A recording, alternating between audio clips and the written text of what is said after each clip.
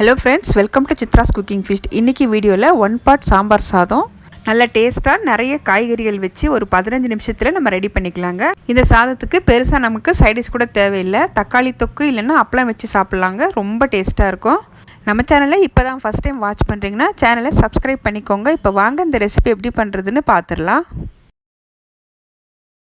இப்போது சாம்பார் சாதம் செய்கிறதுக்காக வெஜிடபிள்ஸ் எல்லாம் கட் பண்ணி வச்சுருக்கேன். வெங்காயம், தக்காளி, கேரட், பீன்ஸ், கோவக்காய், சௌச்சௌ எடுத்திருக்கேன். ஒரு கைப்பிடி அளவுக்கு முளைக்கட்டின பச்சை பயிறு, ஒரு கைப்பிடி பச்சை வேர்க்கடலை எடுத்திருக்கேன். முளைக்கட்டிய பச்சை பயிறு இருந்ததுன்னா சேர்த்துக்கோங்க, இல்லைனா ஸ்கிப் பண்ணிக்கலாம்.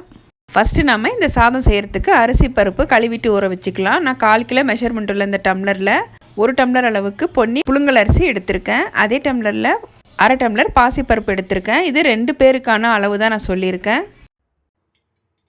இப்போ ஒரு 2 தடவை நல்லா கழுவிட்டு நம்ம ஊற வச்சுக்கலாம். ஒரு 10 நிமிஷம் ஊற வச்சா போதும். இப்போது ஸ்டவ் ஆன் பண்ணி குக்கர் வச்சுக்கலாம். இதில் 1 ஸ்பூன் அளவுக்கு கடலை எண்ணெய் சேர்த்துருக்கேன். நெய் 1 ஸ்பூன் அளவுக்கு சேர்த்துக்கிறேன். கடுகு சீரகம் சேர்த்துட்டு காரத்துக்கு 2 காஞ்ச மிளகாய் சேர்த்துக்கிறேன். நம்ம எடுத்து வச்சுருக்கிற வெஜிடபிள்ஸ் எதுவுமே நம்ம தனித்தனியாக வதக்க போகிறதில்ல, எல்லாமே ஒன்றாவே சேர்த்து வதக்கிக்கலாங்க. இந்த சாதம் ஒரு 15 நிமிஷத்துக்குள்ளே ரெடி பண்ணிக்கலாம். ரொம்பவே டேஸ்ட்டாக இருக்கும். நல்லா ஒரு தடவை கலந்துக்கலாம். நல்லா ஒரு தடவை வதக்கிட்டு 1/4 ஸ்பூன் அளவுக்கு மஞ்சள் தூள் சேர்த்துக்கிறேன்.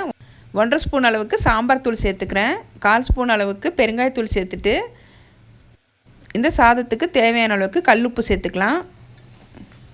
நல்லா ஒரு தடவை மிக்ஸ் பண்ணிவிட்டு ஒரு 2 நிமிஷத்துக்கு க்ளோஸ் பண்ணி வைக்கலாம். காய்கறிகள் கொஞ்சம் வெந்து வரட்டும். இப்போ பார்த்தீங்கன்னா நம்ம சேர்த்துருக்கிற காய்கறிகள் கொஞ்சம் வதங்கி இருக்குது.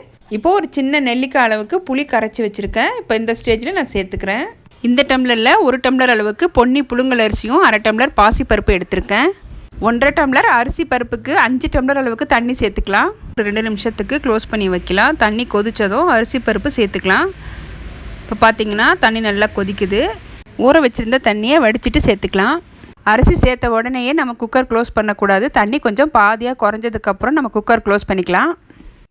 நல்லா ஒரு தடவை கலந்துட்டு இந்த ஸ்டேஜில் நீங்கள் உப்பு செக் பண்ணிக்கோங்க. எனக்கு உப்பு கரெக்டாக இருந்தது. இப்போ க்ளோஸ் பண்ணி 2 விசில் விட்டு வேக வச்சு எடுத்துக்கிறேன்.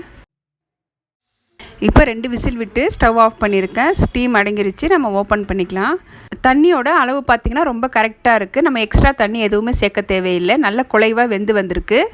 ஒருவேளை தண்ணி ஏதோ எக்ஸ்ட்ரா சேர்க்குற மாதிரி இருந்தால் நீங்கள் சுடு தண்ணி கொதிக்க வச்சு சேர்த்துக்கோங்க. பச்சை தண்ணி சேர்க்கக்கூடாது. நல்ல அருமையான சுவையில் என்னோடய ஸ்டைலில் சாம்பார் சாதம் ரெடி ஆயிடுச்சுங்க. நீங்களும் ஒரு தடவை கண்டிப்பாக ட்ரை பண்ணி பாருங்கள்.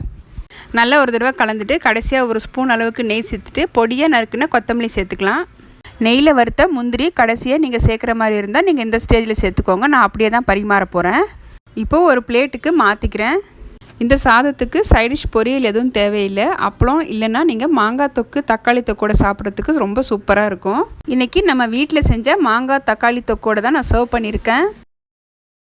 இந்த ரெசிபி நான் ஏற்கனவே நம்ம சேனலில் அப்லோட் பண்ணியிருக்கேன்.